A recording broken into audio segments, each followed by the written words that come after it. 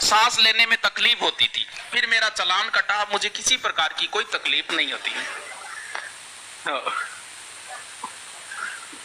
Thank you. शायरी थोड़ी था।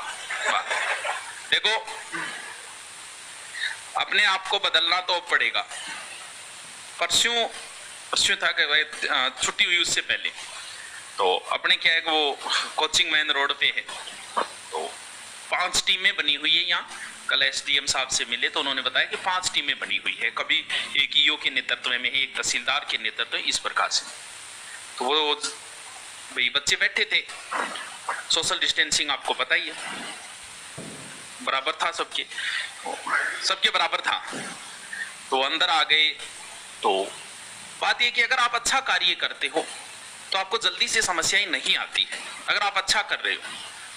तो उन्होंने कहा कि देखो, कोरोना का माहौल है और हमें पता है आप 1100 रुपये में पटाते हो, बचना आपके कुछ है भी नहीं। अब अगर हम बच्चों के कुछ के चालान काट भी देंगे तो वो भी आपको भरने पड़ेंगे, आप बच्चों को भी नहीं कह सकते ले आओ।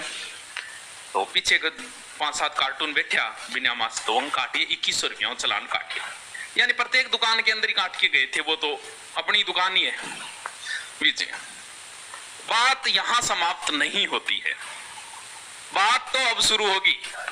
बात इतनी सी थी, फिर उनको बिठाया, चाय पानी पिलाई, और वो अब जल्दी इनको कर देंगे, अब हम टेस्ट शेड्यूल शुरू कर देंगे, जिनके बीच में गैप भी होता है, या फिर सोचेंगे क्या करना है, 3 दिन की छुट्टी देके सोचेंगे कि करना क्या है आगे के लिए। फिर कल एसडीएम साहब से मिले तो वो भी बोले कि देखो, हाँ मैडम है, एसडीएम साहब मैडम है, सिक्कर से है और पिछले बैच के ही है। तो अभी जो नए बंदे लगते हैं वो कहीं ना कहीं किसी ना किसी रूप में जानते हैं, पुराने वाले नहीं जानते, लेकिन हम इन 2-3 सालों में जो भी पढ़ाई से जुड़ा हुआ है वो जानता ही है कहीं ना कहीं। तो मैडम जी ने ये कहा कि भी देखो, धीरे धीरे स्थिति तो बिगड़ती जा रही है, आज नहीं तो कल लॉकडाउन की संभावना ही रहती है। ये आपको पता, आज की न्यूज़ों के आधार पर आपको पता चल रहा है। बात ये नहीं कि आप सोशल डिस्टेंसिंग से बिठाओ, कोई बात नहीं, लेकिन फिर भी समस्या तो आ सकती है। अगर एक कोरोना पॉजिटिव आ गया ना, तो फिर हम पूरे के स्कैनिंग करेंगे। अब आपको पता है, स्कैनिंग करते ही 100 चेकअप कराने जाओ, 30 तो आ ही जाएंगे। तो पूरे का स्कैनिंग करेंगे हम, बिना मतलब यहाँ कर्फ्यू लगा देंगे।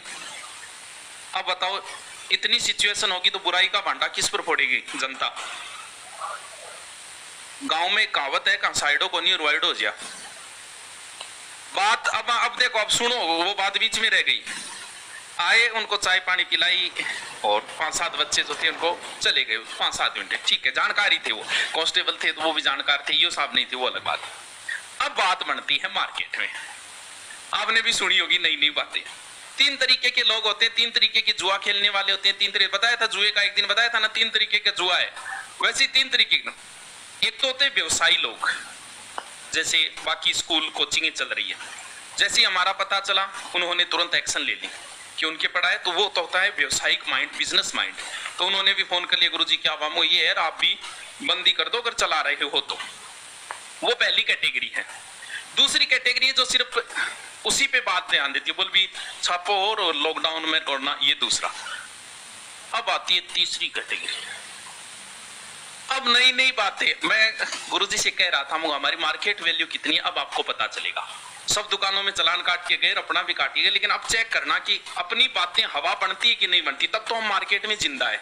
नहीं बनेगी तो फिर कमजोर है हम। आपकी भी मार्केट वैल्यू इसी चीज से, मैं बीमार था, लोगों ने पूछ पूछ के मार दिया, तो इस चीज से पता चलता है कि आपकी कितनी चर्चाएं हो रही है। एक को फोन आया, बोल गुरुजी मैं सुनो इनकम टैक्स छापो पड़ गयो, यार 1100 रुपया पूरा लियो, इनकम टैक्स को और पड़ोगे सामने आ रहा, मेरा इनकम टैक्स आया तो बागुन लियो, आ गया इतना सा घाटो आया, मेरा रुपया देके जाओ थे, आया तो आया कि यहाँ तक ठीक थी। फिर एक कैटेगरी और आती है, पैसा वो तो मुझे बताते हो शर्म आ रही, पर क्या बताऊं, मतलब का रेंट पड़ी है, मतलब होटल में पड़े करे पा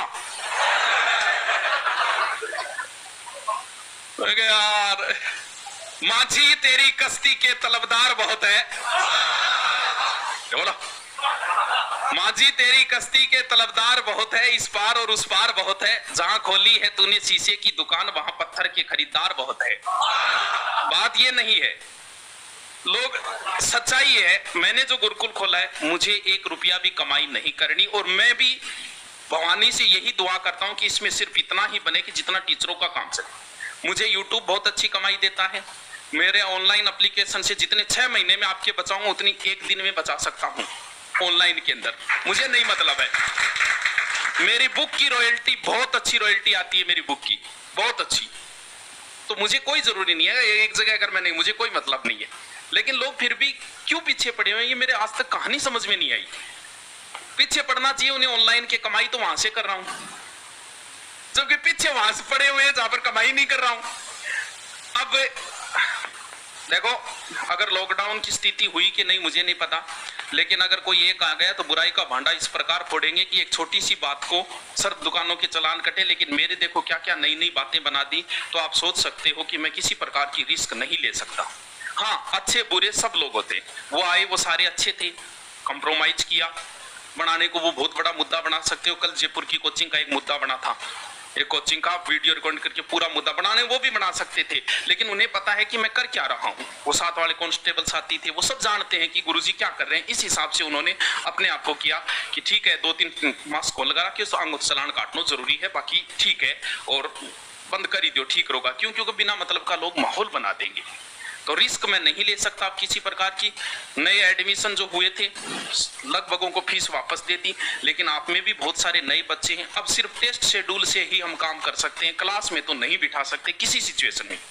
टेस्ट शेड्यूल भी एक दिन छोड़ के एक दिन होगा, जितने दिन 21 दिन मान लो, 20 दिनों में माहौल का पता चल जाएगा, फिर हम वापस वैसे ही क्लासें शुरू कर देंगे अगर सरकार ने इजाजत दी तो, वरना तो सिर्फ टेस्ट शेड्यूल होगा। बात यह कि अगर लॉकडाउन हुआ तो मैंने पहले भी आपको एक बात बताई थी कि योग्य व्यक्ति जो है या जिसे कुछ हासिल करना है उसके लिए एकांतवास बड़ा जरूरी है।